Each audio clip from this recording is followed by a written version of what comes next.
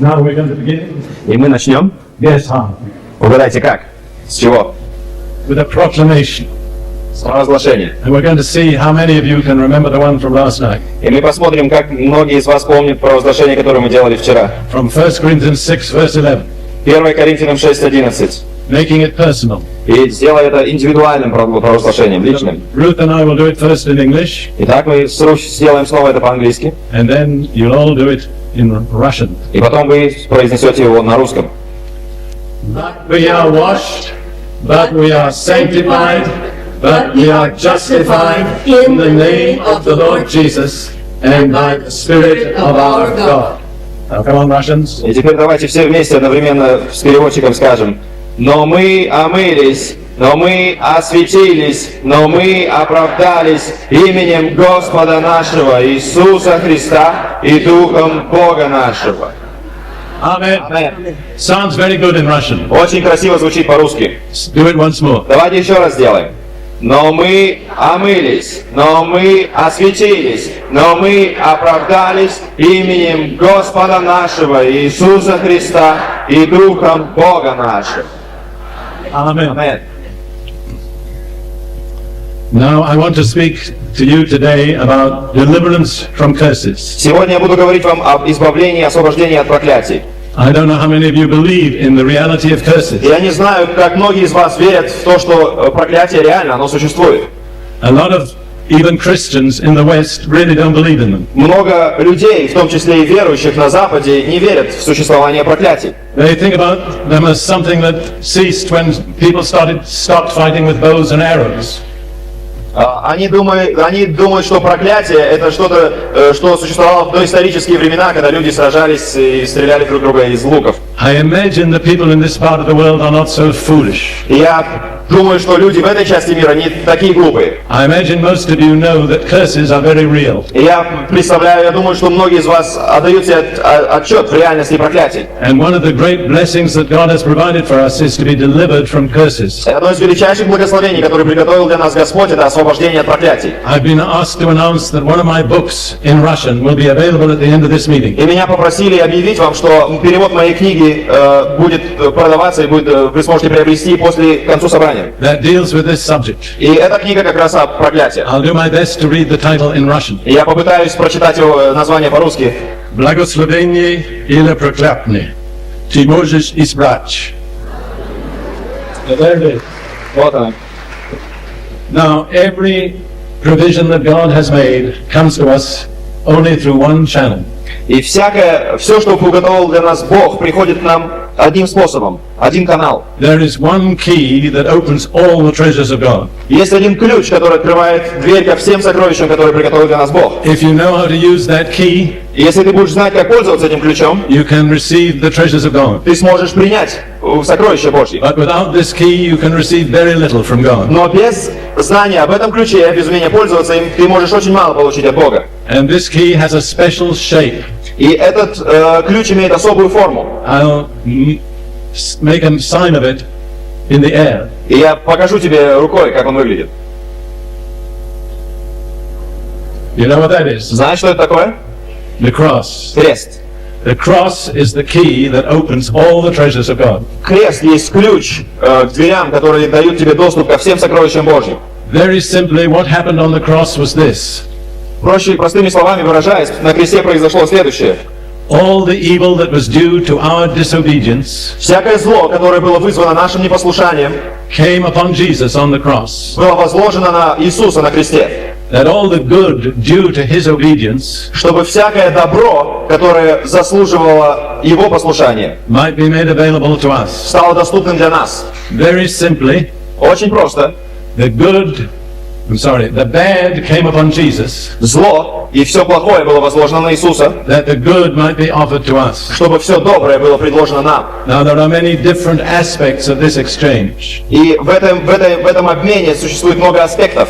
We saw some of them last night in Isaiah И 53. в 53 главе Исаия, как мы читали вчера, мы увидели некоторые аспекты. Jesus was punished that we might be forgiven. Иисус был наказан, чтобы мы были прощены. Jesus was wounded that we might be healed. Иисус был наказуем и раним для того, чтобы мы могли быть исцелены. Jesus died that we might have life. Иисус умер, чтобы мы имели жизнь. And many others. И очень много других аспектов. But today I want to deal with one particular aspect of the exchange. Но сегодня я буду говорить вам об одном конкретном аспекте этого обмена. On the cross, Jesus was made a curse. На кресте Иисус сделался проклятием. With every curse that could ever come upon us, Всякое проклятие, которое когда-либо могло прийти в нашу жизнь, that all the blessings due to Jesus might be given to us. и для того, чтобы все благословения, которых заслуживал Иисус, были даны нам. This is stated in Galatians chapter 3, И об этом говорится в 3 главе послания Галатам, verses 13 and 14. 13 и 14 стих. I'll read them in English, then we'll have them in Russian. Я прочитаю по-английски, потом переводчик по-русски. Christ has redeemed us from the curse of the law, having become a curse for us. For it is written, cursed is everyone who hangs on a tree. Read them.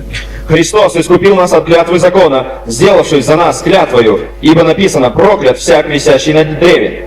You notice that the word curse occurs 3 times in that verse. Обрати внимание, что слово клятва или проклятие этот корень упоминается 3 раза в этом стихе. Then in the next verse we have the other side of the exchange. И в следующий стих мы читаем о другой стороне обмена. That the blessing of Abraham might come upon the Gentiles in Christ Jesus, that we might receive the promise of the Spirit through faith. Дабы благословение Авраамова через Христа Иисуса распространилось на язычников, чтобы нам получить обещанного Духа верою. I'm glad for the blessing of Abraham. И я очень радуюсь этому обещанию о благословении Авраама. Because in Genesis chapter 24 verse 1, Потому что в Бытие 24 главе 1 стихе it says that God blessed Abraham in all things. говорится, что Бог во всем благословил Авраама. So the blessing of Abraham covers every area of our lives. Итак, благословение Авраамова должно войти во все аспекты сферы нашей жизни. But to enter into the blessing, we have to be delivered from any curse that may be over us. Но чтобы войти в благословение, нам нужно сперва получить освобождение от всякого проклятия, которое может быть на нас. Now, I learned this truth gradually by experience. Я постепенно узнал об этой истине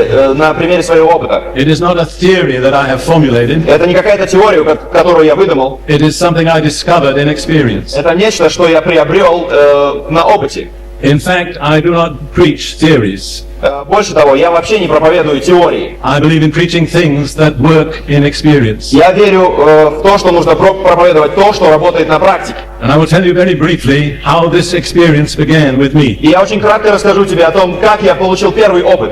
I was preaching in a church in the United States, Я проповедовал в одной церкви в США, and I'd come to the end of my message, и я подошел к концу своей проповеди, and I was standing behind the pulpit, и я стоял за кафедрой, and I didn't quite know what to do next. и я не знал, что, собственно, делать дальше. And I looked at the front row on my left, И я посмотрел на левую часть первого ряда, and there was a family there. и там сидела одна семья. A father, a mother, and a teenage daughter. Отец, мать и дочь-подросток. And as I was looking at them, И когда я посмотрел на них, the words came into my mind, в мой разум пришли слова: there is a curse over that family. над этой семьей проклятие.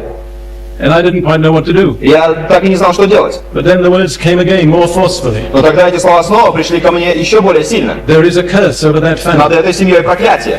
So I stepped from behind the И pulpit, тогда я вышел из-за кафедры, went up to the father, подошел к отцу, and I said this, и я сказал следующее: Sir, I believe God has shown me there is a curse over your family. Господь, я верю, что Господь открыл мне, что над вашей семьей есть проклятие. Would you like me to release you from the curse in the name of Jesus? Хотели ли бы вы, чтобы я освободил вас от этого проклятия во имя Иисуса? Rather to my surprise, he immediately said yes. И к моему большому удивлению, он немедленно сказал «да». So I stepped back behind the pulpit, И поэтому я встал за кафедру, where I was not touching any of the family, я не прикасался к ним, and I said a simple prayer releasing them from the curse и я произнес очень простую молитву, молитву освобождения от проклятия in the name of Jesus. во имя Иисуса. And when I said in the name of И Jesus, когда я сказал «во имя Иисуса», there was a visible reaction in each member of the family. и все увидели реакцию каждого члена этой семьи. It was like a shudder went through them, Как будто какая-то дрожь прошла через них. and I was not touching any И of them. я не прикасался никому. Then I noticed that the girl had her left leg in a cast right up to the top of the thigh and down to the bottom of the foot. И потом я обратил внимание, что девочка, подросток, ее левая нога была в гипсе от бедра до подошвы.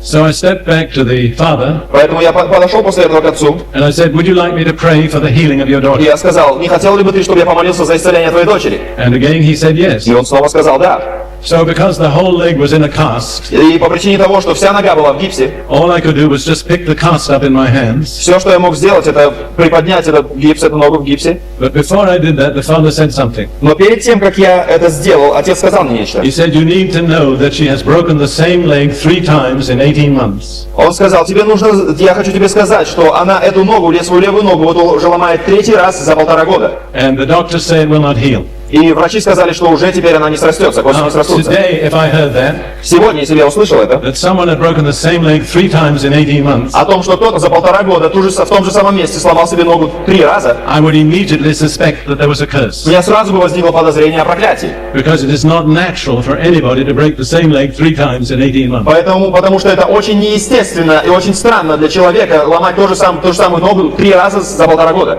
Anyhow, I just picked the leg up in the cast, Итак, я просто приподнял ее ногу в гипсе prayed a simple и prayer, помолился очень простой молитвой and put the leg down. и опустил ногу. About 2 weeks later, I received a letter from the father. Через 2 недели я получил письмо от отца.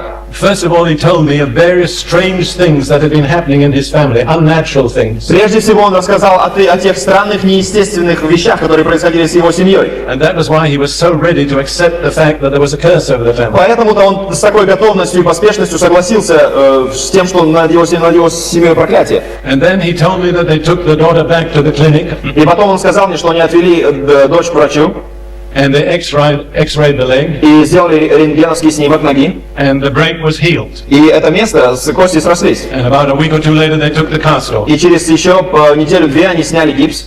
Well, I began to think about that event. И я задумался об этом событии. And I said to myself, why did God show me there was a curse before He allowed me to pray for healing? И я спросил себя, зачем Бог показал мне, что над этой семьей проклятие, перед тем, как я начал молиться за исцеление. And I came to this conclusion, И я пришел к следующему выводу. that the curse would have been a barrier to the healing. К следующему выводу. Проклятие было бы барьером к исцелению. If the curse had not first been broken, the leg would not have been healed. Если бы я сначала не разбил, не разрушил это проклятие, она бы не получила исцеления для ее ноги. And this opened a whole new area of thinking. И это для меня открыло совершенно новую область для размышлений. And I began to see that in many cases prayers are not answered И я начал видеть, что во многих случаях молитвы не получают ответа because a curse hinders the answer. по пришине проклятия, которое не пускает ответу на молитву прийти. And I would say the same is probably true of several of you here today. И я даже пошел бы дальше и сказал, что это относится к многим из вас, справедливо для многих из вас. There is some problem in your life В твоей жизни есть проблема, which will never be resolved которая никогда не будет разрешена until you have been released from a curse. до тех пор, как ты не получишь освобождение от проклятия. So I began to teach about this, and it was recorded on tape. И так я начал учить об этом, и это учение было записано на кассеты. And the tapes went to various people in various places. И кассеты начали распространяться и попали в руки разных людей и в разных местах. And I got reports back about great changes that had taken place. Я начал получать сообщения и ответы, письма от людей, которые сообщали о невероятных изменениях, которые произошли в их жизни. Not only had the lives of individuals been changed, Не только жизни отдельных людей получали изменения, but whole congregations were changed. но целые собрания, церкви получали какие-то изменения. Well, then I began to distribute my own tapes. И тогда я начал распространять свои собственные And I кассеты. had a series of 3 tapes that was called Curses, Cause and Cure. Я начал распространять кассеты, и я записал серию кассет, серию уроков из 3 кассет, которая называлась «Проклятие, которое предотвращает исцеление, мешает исцелению». And a little after that, Ruth and I went to South Africa. И через некоторое время после этого мы с моей женой Руth поехали в Африку. And there we met a Jewish lady who had discovered Jesus as her Messiah. И тогда в Южной Африке мы встретились с одной женщиной, она еврейка, и она приняла Иисуса как своего Мессию. And she herself personally told us this story. И она лично рассказала нам эту историю. She was a very highly qualified secretary, Она была очень высококвалифицированным секретарем. and she was working for a man who was the president of his own company. И она работала в аппарате президента частной компании. But the whole company was under the influence of a, should we say, a false prophetess? Но вся эта частная компания находилась под влиянием, как бы лучше сказать, лжепророчицы.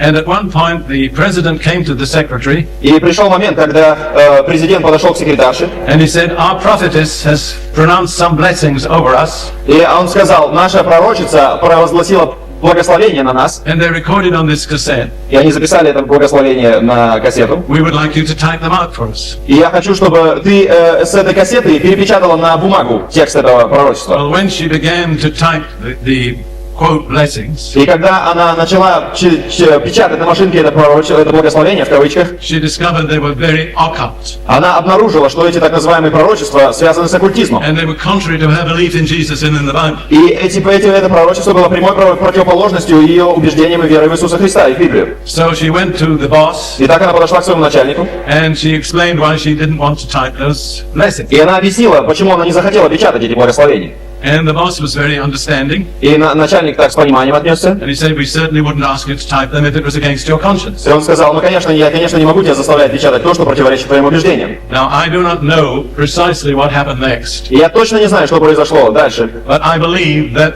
the prophetess was told the secretary had refused to type her blessings. Но я так понял, что этой лжепророчице сообщили о нежелании секретарши печатать ее пророчество. And as a result, she prayed for that secretary. И в результате этого она помолилась за секретаршу. She may have prayed a blessing, Может быть, она молилась молитвой благословения. probably she prayed a curse. Но, скорее всего, она произнесла проклятие на But них. in any case, from that particular source, Но что в любом случае из этого источника, a blessing would be as much of a disaster as a curse. из такого источника, из уст этой пророчицы, всякое благословение было бы большим проклятием. Well, within about 2 weeks, the secretary's fingers began to curl up. И в течение 2 недель, через 2 недели после этого инцидента, ее руки, ее пальцы начали сжиматься. And became very stiff and very painful. И это был очень болезненный процесс, она не могла ими управлять. And in the end, she could not use her hands at all. И в конце концов, дело закончилось тем, что она не могла вообще управлять пальцами и не могла печатать. And she was in continual pain. И у нее постоянная была боль в руках. She went to a medical specialist, И она пошла к врачу, and he diagnosed it as rheumatoid arthritis. и он поставил диагноз ревматический артрит. And she suffered a great deal and had to give up working. Она была вынуждена оставить свою работу, и она очень много пострадала из-за этого. Well, a Christian lady who was a friend of hers had received my 3 tapes. И верующая ее подруга, у нее были мои кассеты. So she came to this Jewish lady И так она подошла к этой еврейке, and she said, "I want you to listen to these 3 tapes и она сказала, почему бы тебе не послушать эти кассеты? because they're very important for you." Потому что я думаю, они очень важны для тебя. Well, this Jewish lady was rather sophisticated, И эта женщина-еврейка, она была такая образованная, and she really didn't believe that curses were real. и она не так-то уж и верила к тому заявлению о том, что существует проклятие. But to please her friend, she listened to the 3 cassettes. Но чтобы не обидеть свою подругу, она сказала, хорошо, я буду слушать эти кассеты, и она так и сделала. At the end of the 3rd cassette, I pray a prayer, or I lead people in a prayer, И в конце 3-й кассеты я приглашаю людей к молитве, я веду в молитве, in which they release themselves from any curse over their life. через которую молитва о том, чтобы они получили освобождение от всякого проклятия, которое есть в их жизни. Well, when the cassette got to that point, И когда кассета доиграла до этого места, it jammed. магнитофон заживал пленку, It wouldn't go forward, и она не могла перемотать it wouldn't go back, ни вперед, ни назад. and it wouldn't eject. И больше того, она не могла вынуть кассету из магнитофона. That is not natural. И это очень неестественно. So the Jewish lady said, "Well, then I can't pray the prayer." И тогда эта еврейка сказала, ну, я не могу, значит, молиться этой молитвой. And her Christian friend said, "Oh, yes, you can, И эта христианка, ее подруга, сказала, конечно, ты можешь. because I had the prayer typed out, Потому что я напечатала текст этой молитвы. and I have it with me, И я принесла ее с собой. and you can read И it." ты можешь прочитать.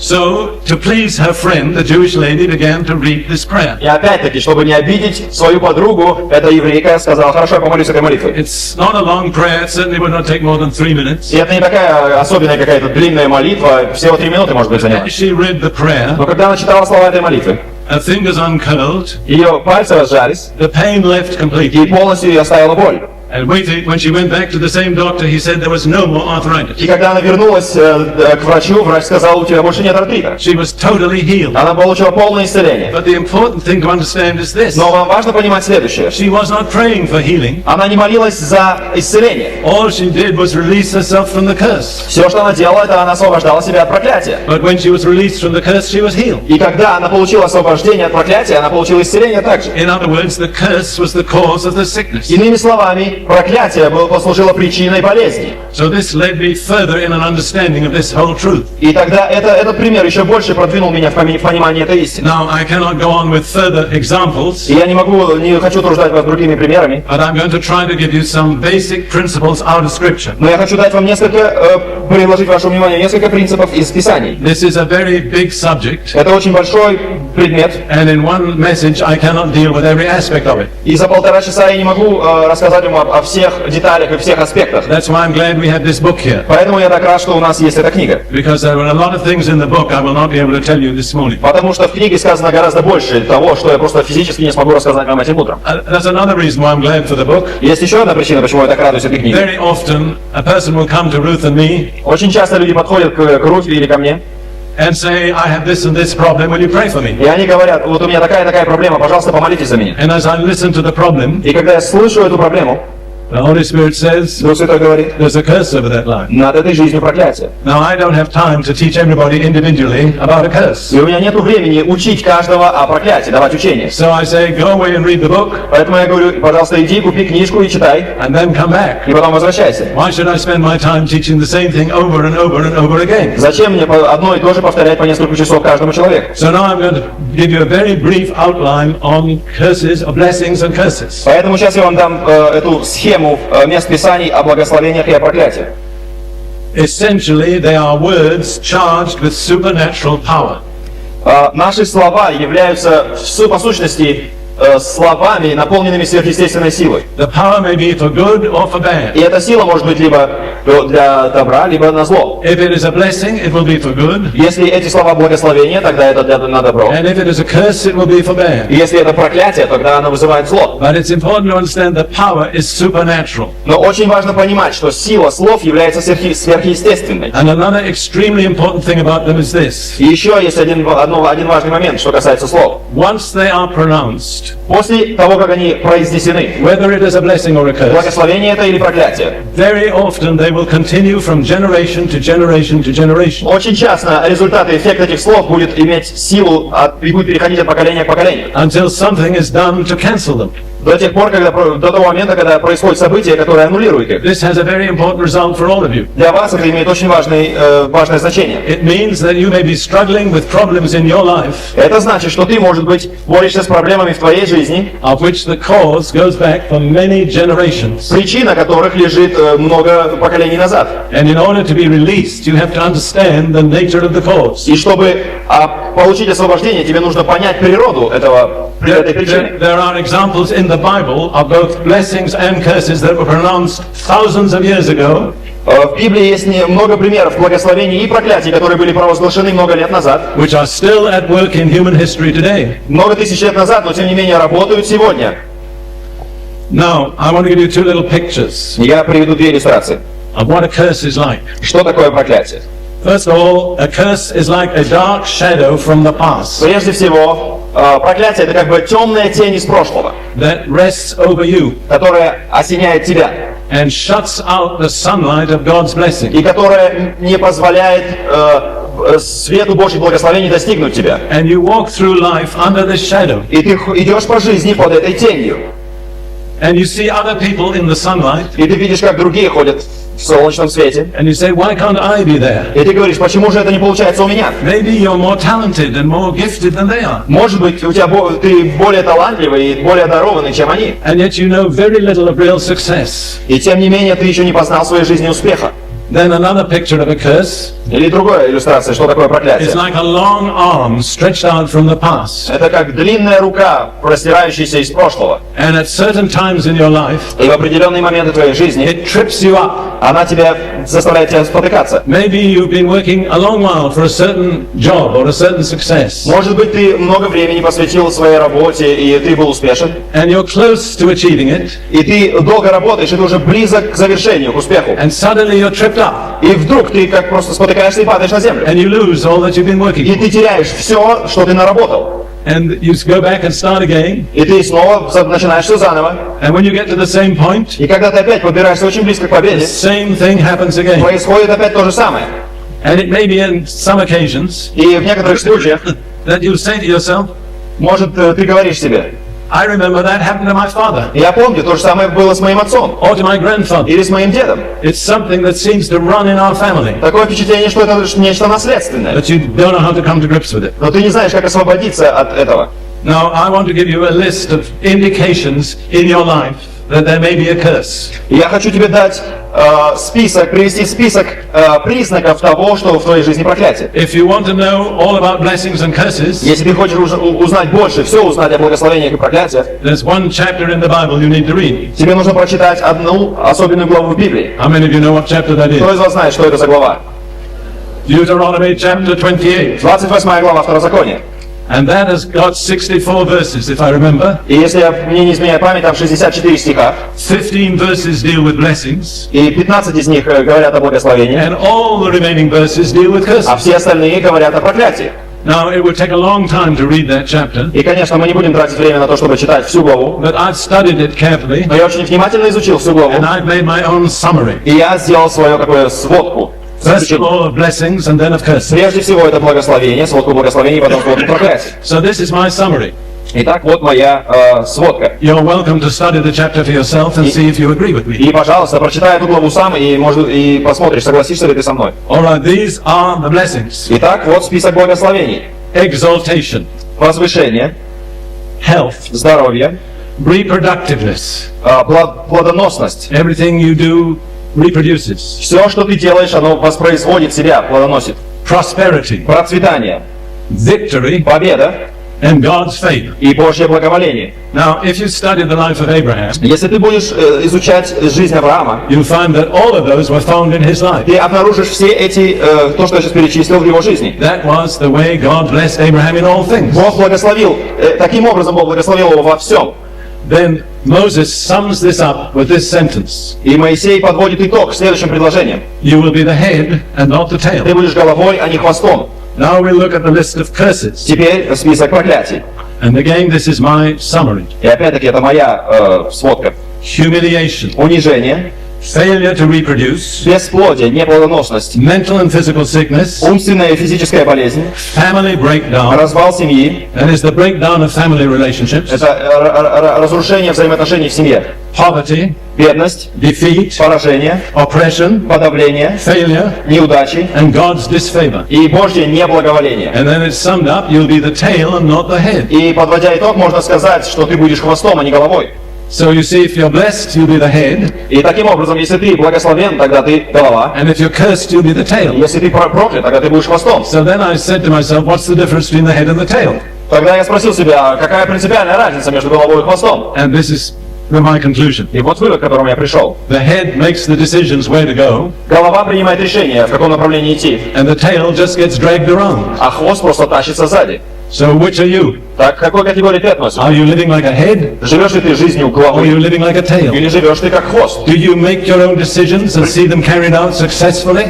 Принимаешь ли ты сам собственные решения и видишь, как они притворяются в жизнь? Or are you under the pressure of circumstances, Или, может быть, ты находишься под давлением обстоятельств? just getting pulled around even in places you don't really want to go? И ты просто как хвост, который тащится в направлении, в котором ты не хочешь идти. Meditate a little on that picture. Подумай об этой иллюстрации. Say to yourself, am I living like a head? И спроси себя, живу ли я как глава или как хвост? The answer may be rather painful. И ответ может быть причинять тебе боль некоторым из вас. But if you come to grips with the truth, Но если ты достигнешь истины, you can be helped. тогда ты можешь получить помощь. Now, through working in this ministry, И на протяжении многих лет работы в этом I made служении, my own little list я сделал свой собственный список of features in people's lives that commonly indicate a curse. характеристик жизни людей, которые являются признаками проклятия. Now, I didn't look in Deuteronomy chapter 28, И я не обращался при этом к 28 главе Второзакония. but I was surprised later how close my list was to Moses' list. Но меня приятно поразил тот факт, что мой список очень четко соответствовал списку Моисея. So, here are 7 probable indications of a curse. И вот я скажу вам 7 признаков проклятия. Now, if only one of those is in your life, Если ты обнаружишь только один в своей жизни, there may not be a curse. тогда, может быть, это не проклятие. But the more there are of them in your life, the more probable it is that you are under a curse. Но чем больше из этого списка ты обнаружишь в своей жизни, тем больше вероятность того, что у тебя существует какое-то проклятие. So here's my list. Итак, вот мой список. mental and emotional breakdown. Прежде всего, это умственная и эмоциональная неустойчивость. What we call in English a nervous breakdown. То, о чем мы говорим, нервный стресс. По-английски мы говорим нервный стресс. Secondly, repeated or chronic sicknesses, Второе – это повторяющиеся или хронические болезни. especially if they're hereditary, Особенно, если это наследственные болезни. because that is a mark of a curse. Потому что это есть признак проклятия, It goes from generation to generation to generation. переходящего от поколения к поколению. Also, if the doctor cannot diagnose it, И также, если врач не может поставить диагноз, that makes it more probable that it's a curse. тогда еще больше вероятность того, что это проклятие. The third indication is barrenness, miscarriages, or related female И problems. третье – это бесплодие, выкидыши или связанные с чадородием женские проблемы. Now, Ruth and I, over the years, have prayed for hundreds of people as individuals. И мы с Руфью помолились за сотни людей We don't do that quite so much today на протяжении многих лет моего служения. И мы не так много этого делаем сегодня, because God has shown me that people can get physically healed and still be spiritual cripples. потому что Бог показал мне, что люди могут получить физическое исцеление, но остаться больными духовно. Healing is not the ultimate. Исцеление, физическое исцеление не есть наивысшее. People have to be grounded in the Word of God. Люди должны быть укоренены в Слове Божьем. That's just a comment. И это просто комментарий. Anyhow, for hundreds of people whom we prayed for, Итак, вот эти сотни людей, за которые мы молились, when a woman comes forward когда выходит женщина, and she mentions anything in this list, и она упоминает что-нибудь, что находится в этом списке, barrenness, бесплодие, miscarriages, выкидыши or related female problems, или женские проблемы. especially problems connected with monthly periods, Особенно с проблемой, связанной с месячными периодами. Ruth and I came to the place where we automatically dealt with it as a curse. И мы достигли такого момента, когда мы сразу определяли, что это проклятие. And we have seen many people healed even when we didn't pray for healing. И мы видели, как люди получали исцеление, даже когда мы не молились специально за исцеление. There's an example in this book of a New Zealand missionary in Indonesia. И в книге приводится, здесь рассказывается история о миссионере в Новой Зеландии, Who listened to my teaching. которая слушала мои проповеди. She didn't really feel she had a problem, Она так и не почувствовала, что у нее есть проблема. but at the end, in the dark, Но в конце, когда она осталась одна, she repeated the prayer to release herself from a curse. она помолилась молитвой освобождения от проклятия. And some months later, she realized И через несколько месяцев она поняла, that for the first time since she was a teenager, что в первый раз, с тех пор, как она была подростком, her monthly periods were exactly regular. у нее появились, ее месячные циклы начали происходить нормально, с регулярным интервалом. She hadn't prayed for that. И она не молилась об этом. She just released herself from any curse over her life. Она просто освободила себя от проклятия, которое было на ее жизни. The next indication is the breakdown of marriage Следующий признак – это развал семьи, развал брака. and family alienation. И отчуждение в семье. When a family just cannot maintain good relationships. Когда семья не может поддерживать нормальные отношения. There's a history of quarrels and divorces. И постоянная вся история брака – это история разводов и ссор. You can be almost sure that there's a curse over that. Ты можешь быть почти полностью уверен, что это признак проклятия. The next indication is continuing financial insufficiency. И следующий признак – это продолжающая финансовая недостаточность. It often happens to a Christian that for a period we'll be short of money. И бывает очень часто в жизни верующих, как на некоторое время у них мало денег. That is not necessarily a curse. Но это не обязательно проклятие. But if we never really have enough, Но когда тебе постоянно не хватает, if we're always struggling with insufficiency, если ты постоянно борешься с недостатком финансов, there is probably a curse over our life. может быть над твоей жизнью проклятие. Then the sixth indication is what I call accident prone. И шестой признак проклятия – это подверженность разным случайностям. This is something that insurance companies actually take a note of. Это нечто, на чем делают деньги страховые компании. If they check on your history, То, что всегда проверяют страховые компании, прежде чем как застраховать тебя. and they find you had an unnatural number of accidents, Если ты, например, подал заявление на получение страховки, и они видят, что в твоей жизни произошло неестественно много случайностей, they will raise your premium. тогда они поднимут процентную ставку, которую ты Because должен they've платить. learned by experience that people like that are the people to whom accidents happen. Потому что они знают, что такие люди, неудачники, с ними очень опасно иметь дело. I'll tell you one little indication of such a person. И я приведу один пример. When something goes wrong, Когда что-то не получается, that kind of person will often say, эти люди говорят, Why does it always happen to me? Почему это всегда происходит именно со мной? If you're the one that says that, Если это ты человек, который говоришь так, there's a curse over your life. тогда на твоей жизни проклятие. The last, seventh indication И седьмой признак. is a history of suicides or unnatural deaths. Есть история самоубийств или неестественной смерти. Of course, if you're dead, that doesn't make that you're no longer a candidate. Ну, конечно, если ты уже умер, тогда это не относится к тебе. But if it's in your family, Но если ты знаешь, что в твоей семье, you better look out. тебе нужно быть осторожным. There's one example I always give from American politics. Я всегда привожу один пример из американской политики. An absolutely outstanding example of a family under a curse. Просто невероятный пример семьи под проклятием. That is the Kennedy family. Это семья Кеннеди. Two sons assassinated. Убийство двух сыновей. One daughter died choking on a chicken bone. Одна дочь в этой семье подавилась косточкой и умерла. One of the younger generation has cancer. Один из более молодого поколения болеет раком. It is simply a clear case of a family curse. Это просто совершенно очевидный пример семьи под проклятием. All right, now we're going to come to the causes of curse. И теперь мы будем говорить о причинах проклятия. Let's look in Proverbs 26, verse 2 for a moment. Давай откроем Притчи 26 главу.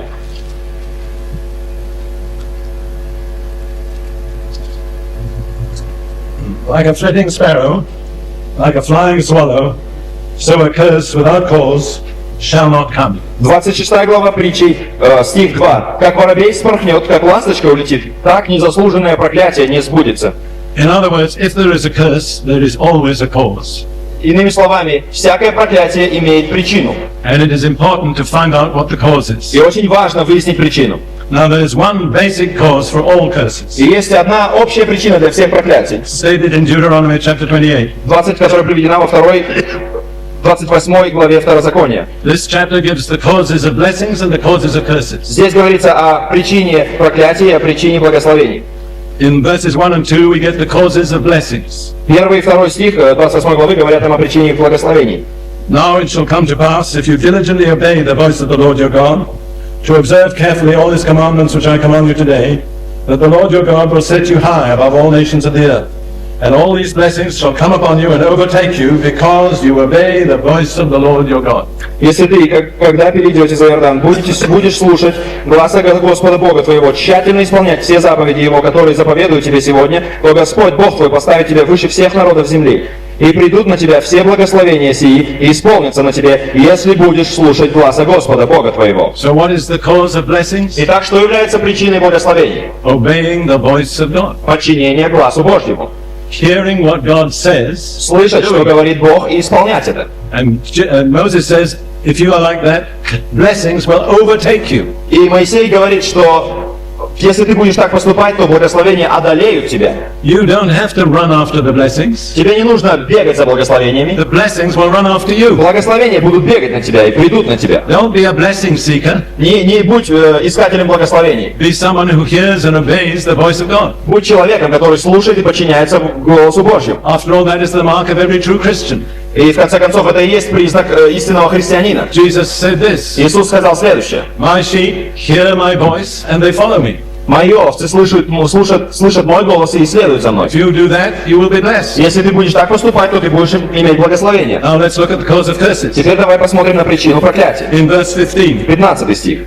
But it shall come to pass, if you do not obey the voice of the Lord your God, to observe carefully all his commandments and his statutes which I command you today, that all these curses will come upon you and overtake you. 15 стих. «Если же не будешь слушать гласа Господа Бога твоего, и не будешь стараться исполнять все заповеди Его и постановления Его, которые я заповедую тебе сегодня, то придут на тебя все проклятия сии и постигнут тебя». So what is the cause of curses? Итак, что есть причина проклятия? Disobeying the voice of God. Неподчинение голосу Бога. So if you want to be blessed, Итак, если ты хочешь быть благословен, from this time forward, начиная с сегодняшнего дня, make up your mind for this. тогда прими решение для That you will этого. listen to God's voice and do what He said. Прими решение делать то, что говорит тебе Бог, и слушать Его First голоса. thing is to listen to His voice. Но прежде всего ты должен слышать Because Его if голос. you don't listen to His voice, you can't do what He says. Потому что если ты не будешь слушать Его голоса, тогда ты не будешь делать то, что Он просит тебя сделать. All right, now we're going to come to specific causes of curses. И теперь мы перейдем к конкретным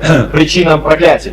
Now I'm going to have to go quickly without quoting the scriptures. И я сейчас быстро пройдусь по моим записям, не цитируя дословно места Писания. But if you have one of these outlines, Но если ты получил программу, all the scripture references are given there.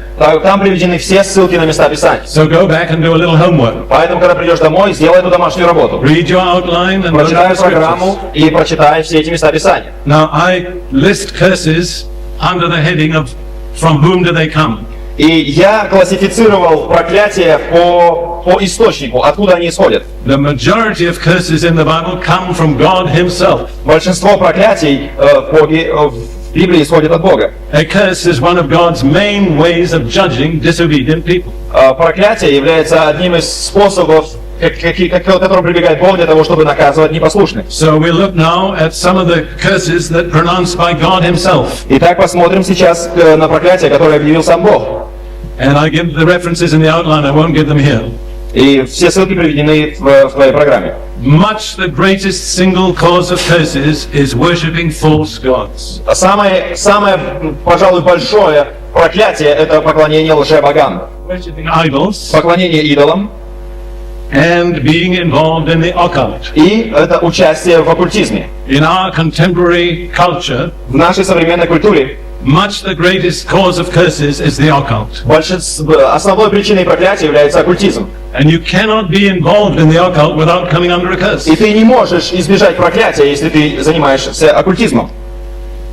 Going to, let me say, a fortune teller Если ты подходишь к этим пророчицам или те, которые предсказателям будущего, is going to a servant of Satan это все равно, что это то же самое, что ты идешь к служителю дьявола, for something which you should only seek from God. для того, чтобы получил ответ, который ты должен искать у Бога. So in effect, you are making the servant of Satan your God. Таким образом, тем самым ты делаешь этого служителя дьявола своим Богом. In other words, you're involved with a false God. Таким образом, ты занимаешься поклонением лжебогов. In the last sheet of this outline, И в конце программы на этот урок I've given a list of, I don't know how many, I think it's about 50 different forms of occult. приводится список из примерно там где-то 50 пунктов различного видов проявления оккультизма, That are very common today. которые очень распространены сегодня. I don't have time to give you the list here, И у меня нет времени сейчас говорить об этом, but you need to read it. но тебе нужно будет дома прочитать.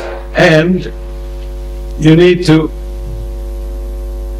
let me say this, there are different forms of occult in different cultures. И в разных культурах, в разных странах существуют разные формы оккультизма. Some of the forms of the occult that we have in the West Некоторые формы оккультизма, которые распространены на Западе, do not necessarily apply here. не распространены здесь. And you have here forms of occult we don't have in the West. Но вы здесь можете иметь формы оккультизма, которые мы не имеем на Западе. But you need to find that out for yourself. Но тебе нужно будет самому определить. But let me say again, Но я еще раз скажу, the greatest single cause of curses today is to be involved in the occult. что величайшей причиной, самой большой причиной проклятия в жизнях людей является занятие оккультизмом. And in our contemporary culture, most people have been involved in the occult. И в современной культуре на Западе большинство людей тем или иным образом были задействованы в оккультизме. If I look back over my own life, Если я даже вспомню свою собственную жизнь, before I became a Christian, перед тем, как я стал верующим, I was deeply involved in Oriental cults. я занимался очень много восточными культами. I actually tried to become a yogi, Я даже пытался заниматься йогой. and I brought myself under many curses. И тем самым я навлек на себя много проклятий. Thank God when Jesus came in, He drove the curses out. Слава Богу, когда Иисус пришел в мою жизнь, Он избавил и изгнал все эти проклятия. But God was very merciful to me. Но Бог был очень милостив ко мне. I could have died and gone to hell. Я мог бы умереть и отправиться в ад.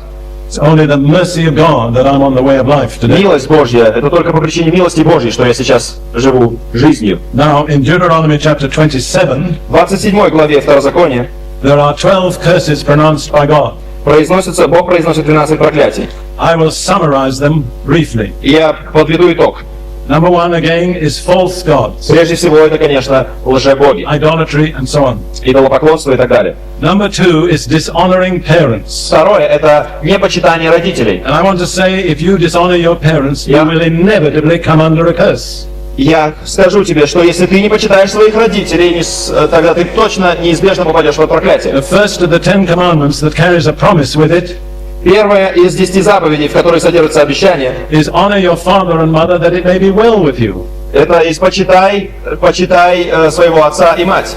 And if you do not honor your father and mother, it will not be well with you. И если ты не будешь почитать своих родителей, тогда в твоей жизни не будет And хорошо. I've met many Christians who Yeah. do not have the blessing of God И я встречал многих христиан, которые не получили благословения от Бога, because they've never put their relationship with their parents right. потому что они никогда не исправили так и не исправили свои взаимоотношения с родителями. And there are not a few of you here this morning who need to do that. И здесь, я уверен, есть здесь люди которым тоже нужно избавиться от этого. The third main category is illicit or unnatural sex. И третья категория это в половой сфере, это неестественный секс. That includes rape, И это включает в себя изнасилование, incest, кровосмешение, molestation, приставание and homosexuality. и гомосексуализм. And all of those bring a curse. Каждый из этих приносит проклятие. And in the United В States, Соединенных Штатах, it is estimated that 1 out of every 4 girls has been sexually molested. что каждая четвертая девочка или девушка была каким-то образом подвергнута приставаниям или каким-то неправильным вещам в половой сфере в своей жизни. And 1 out of every 5 boys. И то же самое относится к каждому пятому мальчику. And much of it happens amongst Christians. И очень много из этого происходит среди христиан. I was terribly shocked when I realized how much of this takes place amongst Christians. Меня ужасно поразило, я был ужасно поражен, когда я узнал о масштабах происходящего среди христиан. And to be molested as a child leaves terrible scars on a person's life. И если против тебя были совершены какие-то сексуальные преступления, когда ты еще ребенок, это оставляет шрам на всю жизнь. And some of you are carrying those scars. И некоторые из вас несут эти I шрамы. want to tell you that God can heal them. Я хочу сказать тебе, что Бог может исцелить эти шрамы. But one thing you have to do is face up to the truth. Но тебе нужно встать лицом к истине. Not try to banish it from your memory. Не пытаться просто перечеркнуть эту страницу Pretend it never happened. в своей памяти и забыть про нее. You've got to face the truth Тебе нужно встать лицом к фактам and bring it to Jesus и привести эти факты к and Иисусу. let Him show you how you can be healed. И пусть Иисус откроет тебе, как тебе получить исцеление от них. This is a very important ministry of the church today. И сегодня это очень важное служение церкви. And you here are surrounded by people who need that ministry. И вы окружены людьми, которые нуждаются в таком служении. All right, we're going on with the list. Итак, мы продолжаем идти по списку. The next item is injustice to the weak or helpless. Четвертое – это несправедливость к слабым или беспомощным. And the commonest example of that today is abortion. И самым лучшим примером является аборт. There is nothing more weak or helpless than a little baby in its mother's womb. Нет никого более беспомощного и слабого, чем ребенок в чреве матери. And the tragedy is that many times the mother who should protect it is responsible for its death. И трагедия в том, что мать, которая обязана и призвана защищать это существо, является причиной его смерти. And I have learned by experience God has only one word for abortion. И я своего опыта могу сказать, что Бог так характеризует аборт одним словом. God calls it murder. Бог называет это убийством. I remember praying for a teenage girl once, Я помню, как я молился за одну девочку-подростка, and the mother was there trying to help the girl. и мать была также там во время молитвы, помогала дочке. And she was being delivered from evil spirits. И эта девочка получала освобождение от злых духов. But there was one spirit that would not come out. Но был один дух, который никак не выходил. And I said to her, I believe you're something you need to confess. И я сказал ей, я верю в том, что тебе нужно исповедовать какой-то грех. Unless you confess it, you will not be delivered. Если ты не исповедуешь этот грех, ты не получишь освобождения. And she confessed that she'd had an abortion. И она исповедовала, что она сделала аборт. And I said to her, now you've got to call it by the right name. И я сказал, теперь тебе нужно назвать аборт своим You've got to истинным confess именем. it as murder. Тебе нужно исповедовать это как убийство. And when she did that, the demon left her immediately. И когда она сделала это, моментально этот бес ушел. In our culture, we've got all sorts of pretty names for it, but the real name is murder. И в нашей культуре на Западе аборт часто описывают разные, придумывают новые слова для слова аборт, такие уменьшительно-ласкательные, но истинное слово это убийство. Now, the next great cause of curses is anti-Semitism. И следующая крупная, основная причина проклятия это антисемитизм. When God called Abraham and blessed him, Когда Бог призвал Авраама и благословил его, there were 7 sections to his call. его призвание состояло из 7 пунктов. And one section was this: И один аспект был следующим. I will bless him who blesses you, Благословлю благословляющих тебя and I will curse him who curses и you. прокляну проклинающих тебя. And that blessing is carried on to Isaac, Jacob, and the people of Israel. И это обещание, это благословение передавалось Исааку, и Иакову, и всем сынам Израилевым. Numbers 24 and verse 9, В числа 24, 9 stих Balaam, who was hired to curse Israel, говорится о том, что как Валаам, который хотел проклясть Израиль, was not allowed to pronounce a curse. ему не было дозволено произнести это проклятие. But this is what he said Но он сказал to следующее the people of Israel: народу Израилеву. Blessed is everyone who blesses you, Благословен благословляющий вас, and cursed is everyone who curses you. и проклят всякий проклинающий вас. I was speaking in Moscow just about this time last year, Примерно в это же время, год назад, я говорил в Москве, and one of my subjects was the place of Israel in God's purposes. и темой одного из моих учений было место Израиля в планах Божьих. And I came onto this theme of И anti-Semitism, я подошел к теме антисемитизма, and I said something which I'll repeat today, и я сказал слова, которые я повторю вам сегодня, especially to the people of Russia. особенно русским. I said, you have a land that is rich. Я сказал, у вас земля очень богатая, It's rich in forests, богатая лесом, rich in minerals, богатая минералами, rich in gold, золотом, rich in oil, с нефтью.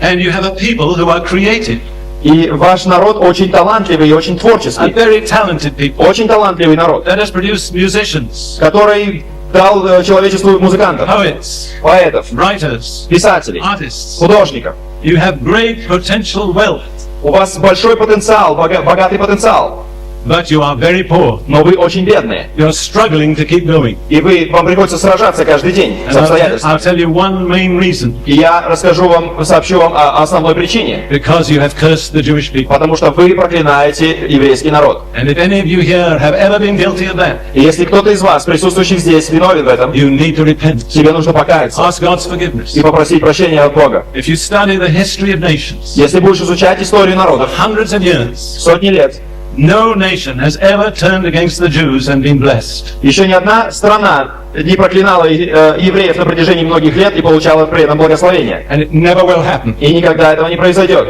Sometimes I ask myself, why has God blessed me? Я иногда спрашиваю, почему Бог благословил меня? Because God has blessed me. Потому что Бог действительно благословил I have меня. a family that has about 120 members У today. меня семья, которая состоит на сегодняшний день из 120 членов. And примерно. God uses me in His service around the И world. Бог меня использует по всему миру. And I think one reason is this: Я думаю, одной из причин является следующим. I've become adoptive father to 6 Jewish girls. Я стал приемным отцом 6 еврейским девочкам. God takes care of me. Бог заботится обо мне.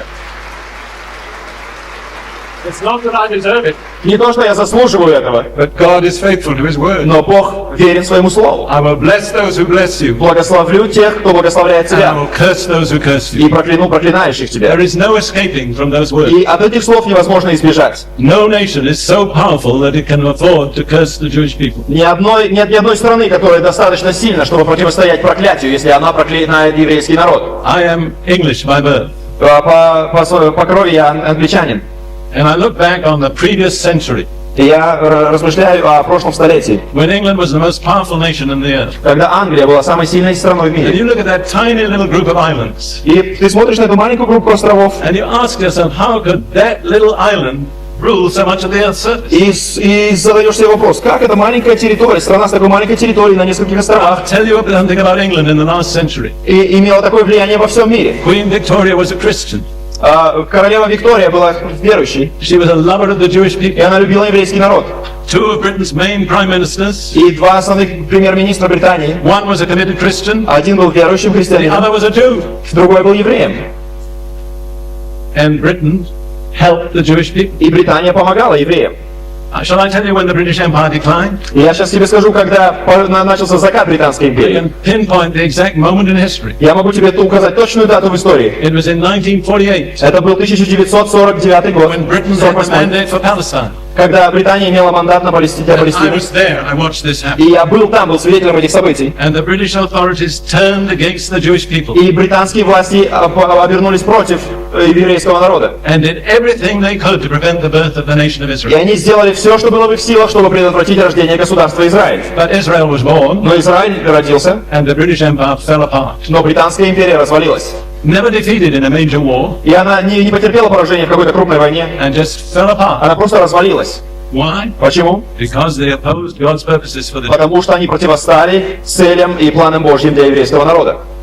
When Pete asked the people to stand up who had some hurt against another nation, Когда Пит сегодня утром попросил встать тех людей, которые имеют что-то против другой национальности, my wife Ruth stood up. моя жена Руфь тоже встала. You may not know it, but she is Jewish. Может быть, ты не знаешь, но она еврейка. And she stood up И она встала, to ask forgiveness for what all the Russian people had done against the Jews. чтобы попросить прощения за всех русских, которые мешали и вредили евреям. Now, I really love the Russian people. Я очень люблю русский народ. I can say that without any falsity. Я могу сказать это без всякой ложной вежливости. In my young days, I was a tremendous admirer of Russian writers. И когда я был молодым, я очень много читал русских писателей, я очень любил их. Tolstoy, Chekhov, Dostoevsky, I read everything they ever wrote. Толстой, Чехов и Достоевский, я прочитал все их произведения. It grieves me to see what has happened to such a great people. И мне очень больно видеть, что происходит с таким великим народом. But God's laws apply everywhere. Но Божьи законы применяются ко всем народам. There are no exceptions. Не существует для него исключений. I remember one thing I used to say to Ruth. Я помню, я любил так говорить Руфи. If I understand the soul of the Russian people, Если я понимаю русскую душу, it will never be satisfied by atheism. она никогда не будет удовлетворена атеизмом. I thank God I've been proved right. И слава Богу, история показала, что я был прав. Well, I must go on.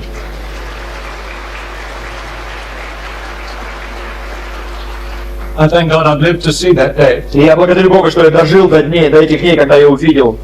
Now I want to turn to a passage of scripture for the next cause of a curse. И когда я буду говорить о следующей причине проклятия, я прочитаю место Писания. Because this is something that most people don't understand. Jeremiah chapter 17. Иеремия 17 глава, потому что большинство людей это просто не понимают. And it concerns many Christians. И это относится к многим верующим.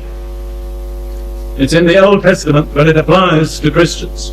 И это в Ветхом Завете, но это относится к верующим, к христианам. Jeremiah 17 verses 5 and 6. Иеремия 17, 5 и 6 стих. Thus says the Lord, Так говорит Господь. Cursed is the man who trusts in man and makes flesh his strength, whose heart departs from the Lord. Проклят человек, который надеется на человека и плоть делает своей опорою, и которого сердце удаляется от Господа. For he shall be like a shrub in the desert, and shall not see when good comes, but shall inhabit the parched places in the wilderness, in a salt land which is not inhabited. Он будет, как вереск в пустыне, и не увидит, когда придет доброе, и поселится в местах знойных в степи, на земле бесплодной, необитаемой. That sixth verse is such a picture of somebody under a curse, Этот 6 стих является прекрасной иллюстрацией человека, находящегося под проклятием, dwelling in a desert land. который живет в знойной степи. Good comes to everybody else, И добро приходит ко всем остальным. but this person is just like a shrub in the desert. Но этот человек как какой-то куст в пустыне. Why? Почему?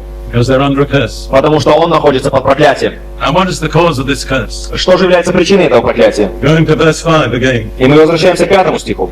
Cursed is the man who trusts in man and makes flesh his strength, whose heart departs from the Lord. Проклят человек, который надеется на человека и плоть делает своей опорою, и которого сердце удаляется от Господа. Now it speaks about someone whose heart departs from the Lord. Здесь говорится о человеке, сердце которого удаляется от Господа.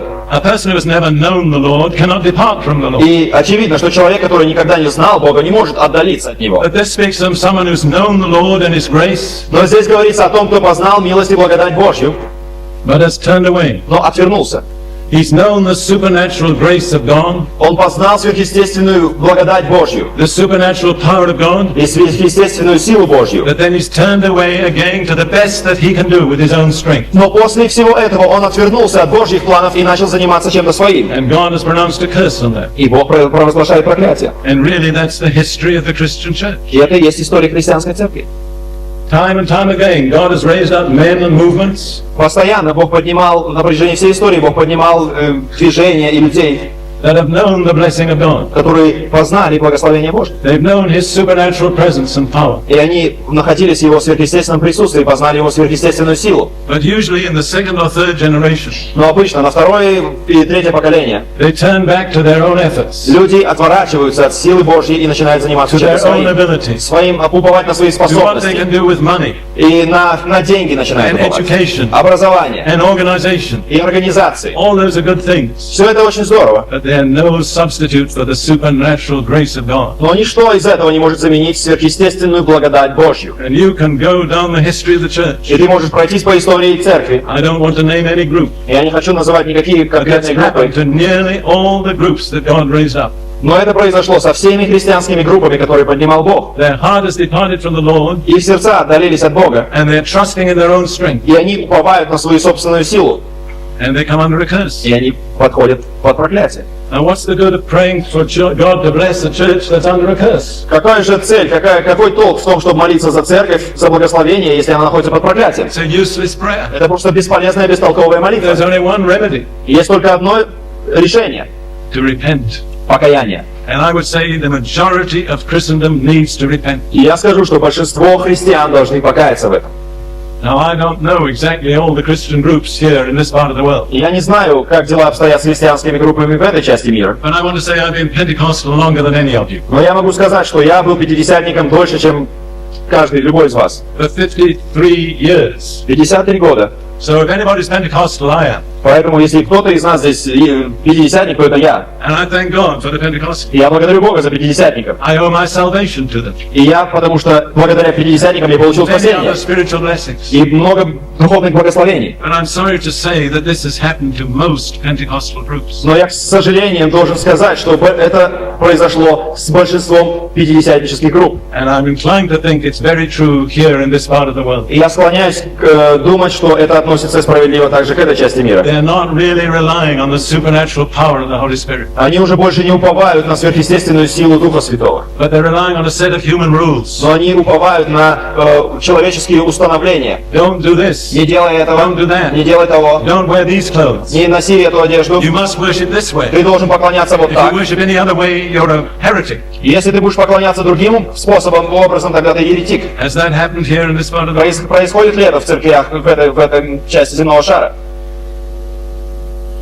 Listen, Послушайте. legalism is the enemy of grace. Законничество или легализм есть величайший враг благодати. You cannot live under grace and law at the same Ты не time. можешь одновременно жить под благодатью и под законом. You have to make up your mind. Ты должен принять решение. Paul said, sin shall not have dominion over you. И Павел сказал, грех не будет царствовать над вами, For you are not under law, but under grace. потому что вы не под законом, но под благодатью. You have to decide which are you under. И ты должен принять решение, под чем находиться. If you're under grace, you're not under law. Если ты под благодатью, тогда ты не под законом. But if you're under law, Но если ты под законом, sin will have dominion over you. тогда грех будет иметь власть над тобой. You look that up in Romans 6, verse 14. Римлянам 6:14, посмотришь дома. That's a kind of crossroads Это есть пересечение. that stands in front of the Pentecostal people at this time. Пересечение, как три дороги, как распутье, на которых стоят пятидесятники. And you're going to have to make up your mind which way you go. И ты должен принять решение, по какой дороге идти. Let me tell you, I didn't plan to say one word of this when I stood up here. И я скажу тебе, что я далеко не намеревался говорить ни одного слова из того, что я сейчас говорю тебе об этом. I really believe what I'm saying is prophetic. Но я верю, что то, что я говорю тебе, является пророческим словом.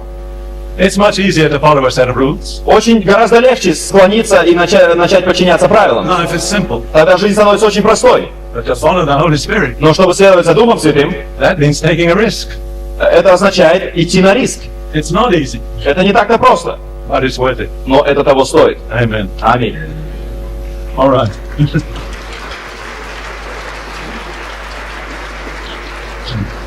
Now I've got three other verses that I'll just read without. И у меня еще есть три причины, я просто их прочитаю без комментариев. Stealing or swearing falsely. Это воровство или ложные клятвы. If you steal, you come under a curse. Если ты воруешь, то ты попадаешь под проклятие. The next one is robbing God. И следующее это обворовывать Бога. You cannot afford to be stingy with God. Ты не можешь быть жадным с Богом. If you are generous with God, He'll be generous with you. И если ты щедр с Богом, Бог будет щедрым с тобой. But if you are stingy with God, Но если ты зажимаешь что-то от Бога, if you just give God just a little bit, если ты уделяешь Богу какую-то там толику малую, He'll be stingy with you. тогда то же самое ты получишь в ответ. And you'll come under a curse. И ты подходишь под проклятие. When they take up offerings in the United States and other places, Когда в США и других странах призывают к пожертвованию, I say to people, я говорю людям, remember, God doesn't need your tips. помни, что Богу не нужны твои чаевые. If all you can put in is a tip, Если все, что ты хочешь положить чаевые, don't put it in. тогда вообще ничего не ложи. Better not to. Тогда лучше вообще ничего не ложить. And then the third and the most serious of all is perverting the gospel. И третье, самое серьезное нарушение, которое вызывает проклятие, это извращение Евангелия. And in Galatians chapter 1, Paul says, anybody who preaches a false gospel И в Галатам 1 главе Павел говорит, has become anathema. что всякий, кто извращает Евангелие, это будет ему анафема. Anathema is the strongest word for a curse in the Bible. И анафема является словом, которое используется для сильнейшего выражения слова проклятия. Now, I want to go, I don't know what time it is. Goodness. О, время уже. Well, I'll just say these quickly and then we come to the really important thing, which is how to get out of it. И я сейчас быстро еще пройдусь по этому списку, и потом мы подойдем к тому моменту, где мы будем говорить о том, как избавиться от проклятия. And remember, it's in the book. И помни, что все это содержится в книге. One main source of curses is people with authority, А еще одна причина проклятия – это люди, которые имеют власть. such as parents, Например, teachers, родители, pastors. ученики, учителя и пасторы. And their authority gives them the ability to pronounce curses, И их власть, их положение дают им возможность провозглашать проклятие. particularly parents. Например, родители. And I've met many men who were under a curse pronounced by their father. И я встречал многих мужчин, которые находились под проклятием, которое было провозглашено над ними их родителями. How many times does a father say to a son, Как часто отец говорит сыну: "You're stupid. вот ты такой тупой, You can't do things ты right. даже ничего толком не можешь сделать. You'll never succeed." Никогда у тебя не будешь успешен. Do you know what those words are? You'll never succeed. Знаешь, что эти слова означают? Ты никогда не They're будешь the essence of успешен. a curse. Это есть суть проклятия. That actually sums up what a curse is. И это слово, недостаток успеха, отсутствие успеха, содержит в себе все, что есть проклятие. And because a father has authority, И по причине того, что отец имеет власть, a curse he pronounces is very powerful. проклятие, которое он произносит, имеет большую силу. Teachers can pronounce curses on their pupils. И учителя могут произносить проклятие над своими учениками. You'll never learn to read. Ты никогда не научишься читать. You always get the words wrong. Ты все время неправильно читаешь. You'll never succeed. То у тебя никогда не будет успеха. What is that? Что это такое? A curse. Это проклятие. Then, very important, there are self-imposed curses. И также есть проклятия, налагаемые на самих себя. Many people pronounce curses on themselves Очень многие люди провозглашают проклятие сами на себя, and don't realize what they're doing. не понимая то, что они делают. Sometimes I hear a Christian say something, Иногда я слышу, как верующие говорят. and I say, "Don't say that. Говорят нечто, я говорю: никогда не говори так. Can't afford to say Ты that. не можешь позволить себе так говорить, потому что ты обрекаешь сам себя на проклятие. I'm just stupid. I'll never succeed. Ой, я такой глупый, у меня ничего не получается. I always do things wrong. Я всегда все неправильно I делаю. always make the same mistakes." Все время повторяю свои ошибки. Every time you say that, Каждый раз, когда ты говоришь you're это, binding yourself into it. ты связываешь себя в это проклятие. I used to play tennis. Я играл в теннис. It's a good game. Это очень хорошая игра, большой теннис. And when I made a bad stroke, И когда у меня не получался удар, I would shake my racket. я начал трясти своей ракеткой, начинал трясти And I would say, ракеткой. always make that mistake. И я говорил: я все время у меня не получается эта подача. И я тем самым на себя провозглашал проклятие. I thank God He's begun to teach me better. Но слава Богу, Бог научил меня, как поступать правильно. One of the most dangerous things you can say is something like this: Самое опасное, что ты можешь говорить в своей жизни, это слова, подобные этим. "What's the use of living? Зачем что-то жить? I might as well be dead. Может быть, мне умереть? I wish I weren't dead." Ох, если бы я уже умер, было бы You know what здорово. you're doing? Знаешь, что ты делаешь? You're inviting the spirit of death, Ты приглашаешь тем самым дух смерти. and you don't have to give many invitations. И тебе не нужно будет делать много, приглашать несколько раз. And I've seen many people delivered from the spirit of death which came upon them when they spoke like that about themselves. И я видел и служил служением освобождения людям, которые тем самым такими словами приглашали дух смерти в свою жизнь. Well, I think we have to come to the end of that list. Но я думаю, нам нужно скорее подойти к концу этого списка. After all, it's all in the book. В конце концов, ты можешь прочитать все это в книге. I'm glad I wrote that book. Я так рад, что я ее написал. I don't have to go through it all. Но мне не нужно каждый раз детально все это описывать. Now, we come to the really important thing, И теперь мы подходим к очень важному моменту. is how to be released Это о from том, the curse. как получить освобождение от проклятия. Well, there's only one basic reason for release. Есть одна основная причина для освобождения. It's what Jesus did for us on the cross. Это то, что Иисус совершил для нас на кресте. On the cross, He was made a curse, На кресте Он стал проклятием, that we might be redeemed from the curse. чтобы мы могли получить искупление от проклятия. And when you come to God on that basis, God always listens. И когда ты приходишь к Богу с этими словами, на основании этого факта Бог всегда слушает. That's the only sure basis for release. Это если крест является единственным законным основанием для освобождения от проклятия. Now remember, when you have been released, Но помни, что когда ты получишь освобождение, to stay free, you have to continue in obedience. чтобы продолжать жить в свободе от проклятия, тебе нужно продолжать жить в послушании Богу. You have to practice hearing God's voice and doing what He says. Тебе нужно постоянно слушать, практиковать свое подчинение Богу и слушать то, что Он говорит. So now I'll tell you the steps to being released from a И curse. сейчас я тебе расскажу о шагах к освобождению. Now, I'm a person that preaches in steps. Я тот тип проповедников, которые всегда учат пунктами, шаги к тому-то, A lot of тому-то. other preachers do the same. Многие другие проповедники тоже самый подход I используют. noticed that in the New Testament they didn't really do that. И я вижу, что в Новом Завете на самом деле так не делали They проповедь. just delivered the word of God, Они просто говорили Слово Божье, and the Holy Spirit did the rest. и Дух Святой занимался всем остальным. But anyhow, my steps work. Но тем не менее, я вижу, что мой этот шаговый подход работает. So be patient with me. Поэтому, пожалуйста, будьте терпеливы ко мне. Here am I. Guess how many I've got. Угадайте, сколько шагов тут у меня? Those of you that know me, 7. That's right. Те из вас, которые уже прочитали, 7 All знаете. right, number 1, Итак, первый. establish a clear scriptural basis. Установить четкий подход, основанный на Писании. Now, Основу. there are many different scriptures, И есть очень много Писаний, мест but the Писания. best one is the one quoted from Galatians 3. Но самое лучшее это, конечно, Галатам 3 глава. Step number 2, confess your faith in Jesus Christ. Шаг номер 2. Исповедуй свою веру в Иисуса Христа. Because Jesus is the high priest of our confession. Потому что Иисус есть первосвященник нашего исповедания. If you have no confession, you have no high priest. Если у тебя нет исповедания, значит у тебя нет первосвященника. What releases his high priestly ministry is your confession. И силой, высвобождающей служение первосвященника, является твое исповедание. And confession means saying the same thing as God says in His Word. И исповедание означает говорение того же, что говорит Бог в Своем Слове.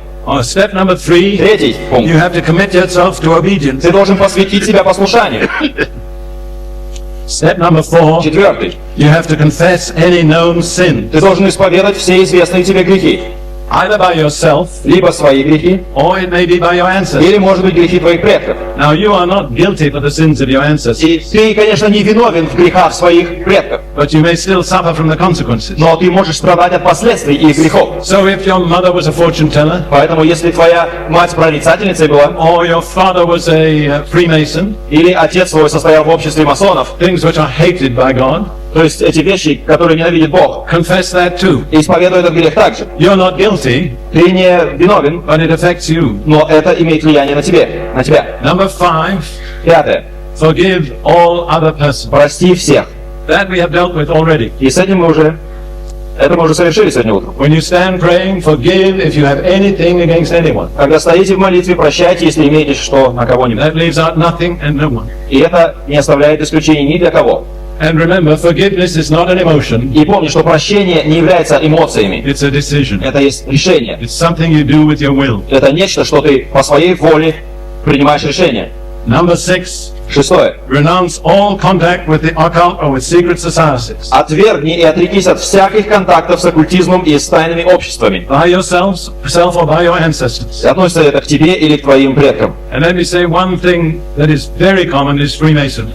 И одно из этих тайных обществ – это общество масонов. It is a sure cause of a curse. Это точно, совершенно точно является причиной проклятия. And Ruth and I have seen the most terrible consequences in families where there was an ancestor who was a Freemason. И мы с Руфи и я были свидетелями того, как люди находились под ужасными проклятиями по причине того, что их предки были членами тайного общества масонов. All right, number 7, Седьмое. release yourself in the name of Jesus. Освободи себя во имя Иисуса. And that scripture again has been quoted here. И опять-таки это место Писания. Whatever you bind on earth will be bound in heaven. Что свяжете на земле, будет связано на небе. Whatever you loose on earth will be loosed in И heaven. что развяжете на земле, будет развязано на небе. If you loose yourself in the name of Jesus, Если ты развяжешь себя во имя Иисуса, you will be loosed. тогда ты действительно получишь освобождение. Now, we're going to come to action. И сейчас мы перейдем к практическим шагам. I'll just read out those 7 steps without commenting. И сейчас я еще раз прочитаю эти 7 шагов без комментариев. Number 1, establish a clear scriptural basis. Первое. Установить основу на основе Писаний.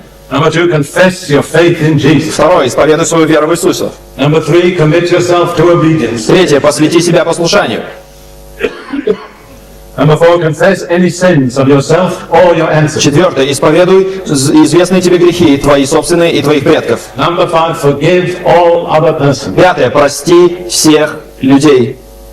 Number 6, renounce all contact with the occult or secret societies. Шестое. Отрекись от всяких контактов с оккультизмом и с тайными обществами. And if you have objects related to those contacts, И если у тебя есть предметы, которые символизируют этот контакт, Get rid of them. Избавься от них, выкини их. Burn them or break them. Сожги или разрушь, разбей и разломай. Do not keep them in your house. И не держи эти предметы в своем They доме, will bring the curse back on. потому что они принесут твое проклятие назад. If I had time, I could tell you many stories of people who brought a curse upon themselves because they had occult things in their home. И если бы у меня было время, я бы тебе рассказал бесчисленное количество историй о том, как люди получали освобождение, как это они избавлялись от всяких предметов оккультизма, символов и так далее.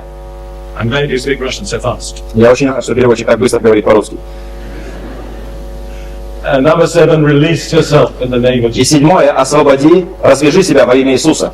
So now, just pause for a moment, relax, И сейчас просто расслабься, open your heart открой свое сердце to the Lord, Господу, to the Holy Spirit, Духу Святому, and ask Him to show you и попроси Духа Святого открыть тебе, if there's a curse over your life если есть проклятие в твоей жизни, from which you need to be released. от которого ты нуждаешься в освобождении. And remember this, God loves you. И помни, что Бог любит тебя. He's not accusing you. И Он не обвиняет He's тебя, not condemning и you. Он не осуждает He's тебя. like a doctor diagnosing your problem. Он как врач, который ставит диагноз. So let's just pause for a moment. Поэтому давайте сейчас остановимся на некоторое время Just shut ourselves in with the Lord. и просто обратимся к Господу.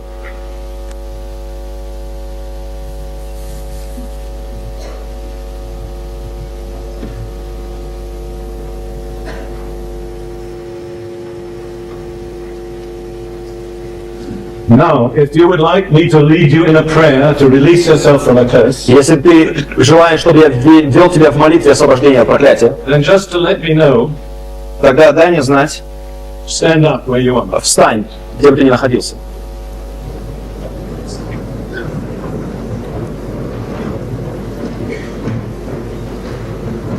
Now remember, this is between you and God. И помни, что это лично между тобой и Богом. Don't look to me. Не смотри на меня. I'm not the one who releases. Я не освобождаю. Jesus is the one. Иисус освобождает. All right, now I'm going to ask you to follow me in a simple prayer Я хочу, чтобы ты следовал за мной в этой простой молитве, in which you will meet the conditions that I've outlined. в которой ты совершишь все эти шаги, о которых я тебе говорил. We are not in a hurry. Мы никуда не торопимся, This is important. потому что это очень важно. Give it enough time. И удели достаточно времени этому. I'll pray the prayer in English. Я буду молиться этой молитвой на английском. Those of you that speak English, you follow me. И те из вас, которые говорят на английском, вы можете повторять за The мной. interpreter will pray the prayer in И Russian. потом переводчик будет переводить на русский. And those of you that speak Russian will pray the prayer in Russian. И те, кто говорят по-русски, повторяйте за ним на русском языке. And we'll go through it in order. И мы в порядке And when you come to the end совершим эту молитву, и к концу молитвы, and you say Amen, когда ты скажешь «Аминь», don't pray anymore. больше не молись. Let God release you. Пусть Бог освободит тебя. And as the representative of the Lord here this morning, И как представитель Божий, как служитель Божий здесь I сегодня, will join with you in your prayer. я соединюсь с вами в вашей молитве. I will claim your release together with you. И я востребую вашего освобождения вместе с вами. Now, anything may happen. И может происходить все, что угодно. Sometimes there are very powerful demonstrations of evil spirit. И иногда бывают довольно явные проявления бесовских духов. Sometimes there's very little. И иногда ничего не We происходит. don't judge by that. Но мы на это не смотрим. But if something begins to happen to you Но если что-то начнет происходить с тобой, that's unexpected, чего ты не ожидаешь, and it's not the sort of thing you usually do in church, и это будет не то, что чем обычно ты занимаешься в or церкви, it's happening to somebody near you, или что-то будет происходить с соседом, don't panic. пожалуйста, не впадай в панику. Everything is still under God's control. Бог все еще имеет всю власть. Just do whatever the Holy Spirit indicates you should do. Делай то, что Дух Святой будет говорить тебе делать. Okay? Хорошо. So now, these are the words I want you to pray. Итак, я хочу, чтобы вы помолились этими словами. Lord Jesus Christ, Господь Иисус, you have to wait. I believe that you are the Son of God, English, я верю, что ты есть Сын Божий. Listen, you English people, you can say it while he's saying the Russian, right? Gives us a little quicker time. I'm going to say that again. Lord Jesus Christ, Еще раз. Господь Иисус Христос, I believe that you are the Son of God, я верю в то, что ты Сын Божий. and the only way to God, И единственный путь к Богу. that you died on the cross for my sin, И что ты умер на кресте за мои грехи. and that you rose again from the dead. И воскрес из мертвых. By your grace, I mean to follow you. И по Твоей благодати я хочу следовать Тебе. To hear your voice and obey. Слышать Твой голос и подчиняться Ему. If there are any sins I have not committed and not confessed, Если есть в моей жизни неисповеданный грех, I confess them now to you. я исповедую его сейчас. Now, just take a little while quietly to confess any sins that the Holy Spirit brings me. И сейчас просто исповедуй этот грех, о котором говорит тебе Дух Святой, тихо очень Богу.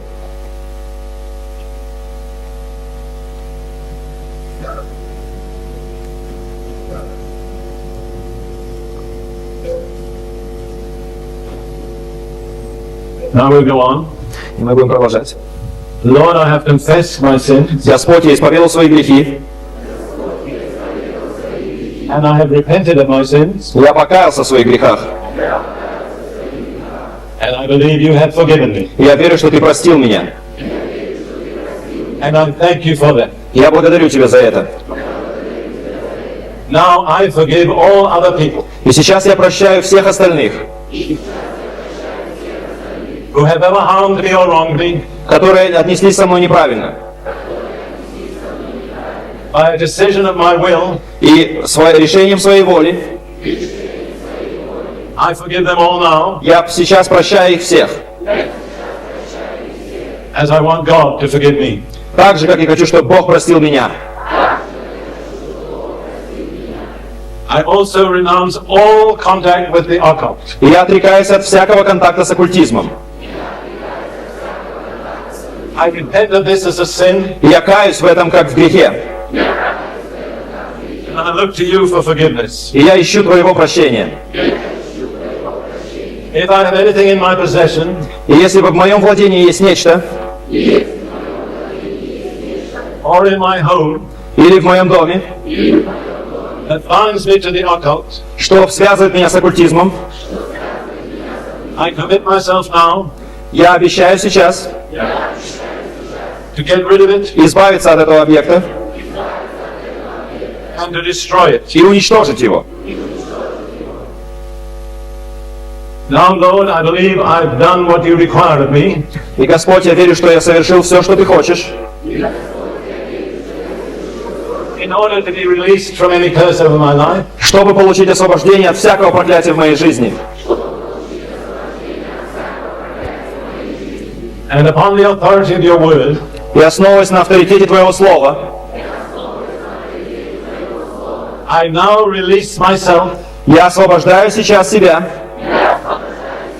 from every curse over my life от всякого проклятия в моей жизни.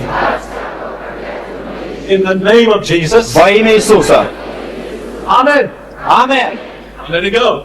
И оставь, пусть оно уйдет от Тебя. Аллилуйя. Слава Тебе, Господь.